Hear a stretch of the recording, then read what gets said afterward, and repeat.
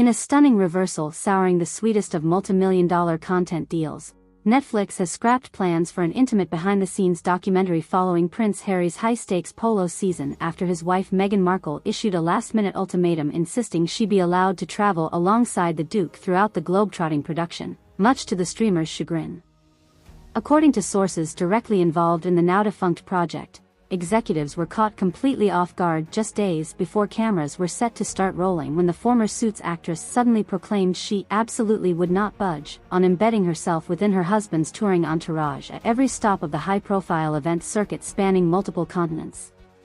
Despite repeated caveats that such non-negotiable travel demands could disrupt the delicate shoot's logistical framework, Markle reportedly doubled down, leaving overextended Netflix brass no choice but regretfully shuttering the entire endeavor after the pair refused to budge. It just became untenable once it really sank in how uncompromising she was being about forcing her way into literally every scene at every far-flung location no matter what, even hinting their entire media team would need bespoke access to, said one bewildered source granted anonymity to discuss the fiasco. The network had models lined up to hang off Harry in Costa Rica, famous actors in place for cameos at the Valencia swing, even, world champion, Adolfo Cambieso's daughter committed to quote-unquote accidentally on-purpose wardrobe malfunctions during the Argentina portion for maximum clicks. But Meghan's entourage non-negotiation killed all those lucrative marketing angles right out of the gate. Further insider testimony describes an ill-fated last-ditch negotiation where Markle completely torpedoed talks by revealing plans to refuse any on-camera shenanigans or cheeky banter sequences, contradicting whatever hyper-solemn, progressive dignified feminist iconography her team prescribes to rehabilitate her tarnished public image, completely undermining the tongue-in-cheek tone the streamer had in mind. When reached for comment, the Duchess's representatives denied any such content suppression while insisting talent non-negotiables remain squarely within her contractual purview as an equal executive producer, dedicated to honoring the historic human stories behind each host culture beyond mere escapist recreation.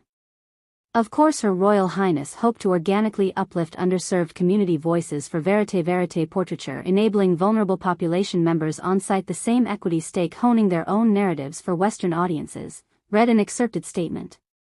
She merely envisioned a respectful opportunity arc path to amplify activists and nonprofits through field verités, illustrating how responsible tourism helps develop civic capacity building by leveraging all relevant stakeholders. However, the Duchess's emailed explanations did little to assuage lingering grievances behind the scenes, where thoroughly disenchanted sources describe an exasperated Netflix contingent slowly realizing no feasible path remained to massage standard reality production ethics into her purportedly rigid moral framework, adamantly eschewing neoliberal Aravista cultural alchemy. She insisted on mandatory educational seminars going deep across indigenous cosmographies, autoethnographies, hagiographical prelapsarian fabulatures and the like, said another source still under NDA. We're not even sure what those disciplines consist of, let alone affording hundreds of thousands and upskilling just so a couple of simplistic man-bait glam segments could potentially pass some cryptic mystics purity tests. It just got too messy and pretentious before a single frame got recorded. For the Duke and Duchess's part, initial private responses to the implosion remained determinately on brand as careers of monetizing victim nobility, with Harry focusing specifically on how the cancellation leaves his personal mental health advocacy dreams on ice while allowing Meghan to bemoan yet another slanderous assault on her radical humanity before their charitable message ever reached the masses.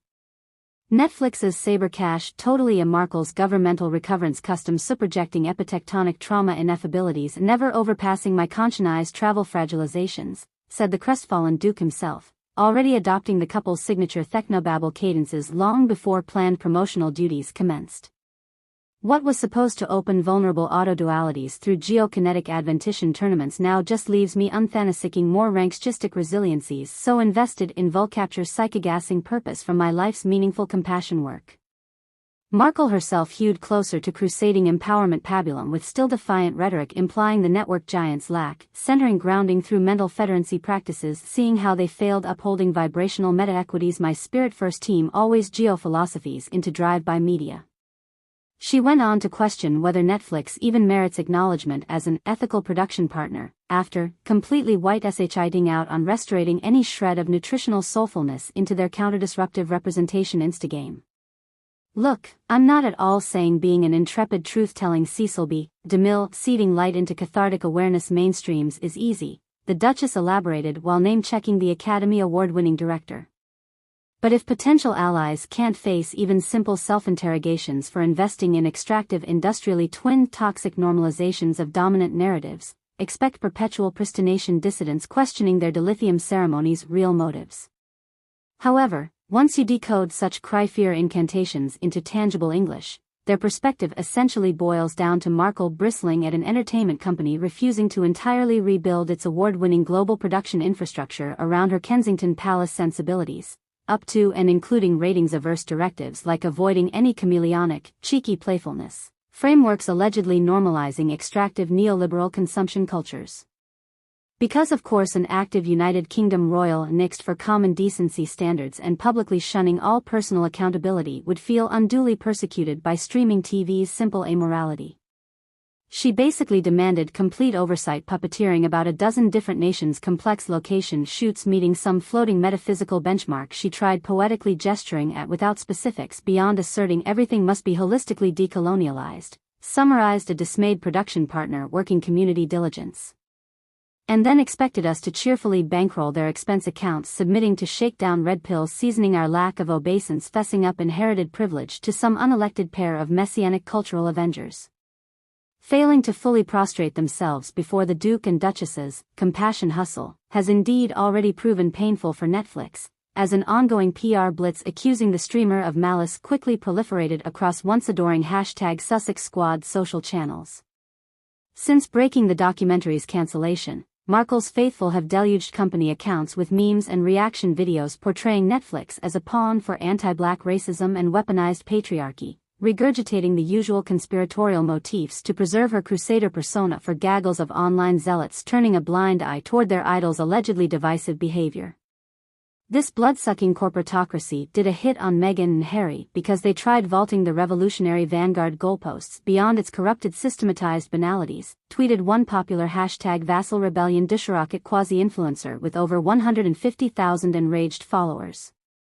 Smell the racial capitalism vibes bemoaning any melanated being speaking too loudly against neo-settling asset plunder shipwrecked indigenous repatriators drowning out their cries breaching through apraxia fanonist limbic distorted paveway silence hegemonies. Not to be outdone by their grassroots allies, cooperating PR shops loosely affiliated to advance Markle's anthropic agenda on brand have escalated into leveraging lifestyle contacts radicalized following the thesis reinvergence maneuvers across ascendant multiversal stacks. Apocalyptic passages like technovedic supplereliquary sacrament portals overtaken by insurrectionary non-graphic burst kernel subdividity scissions are already blanking incoming algorithms deep underneath Occidental soul capture formats extracting natal vectors, rarely go unexplained, but still summon revelatory choirs to get them promoted through diffracted filter chain propagation matrixed.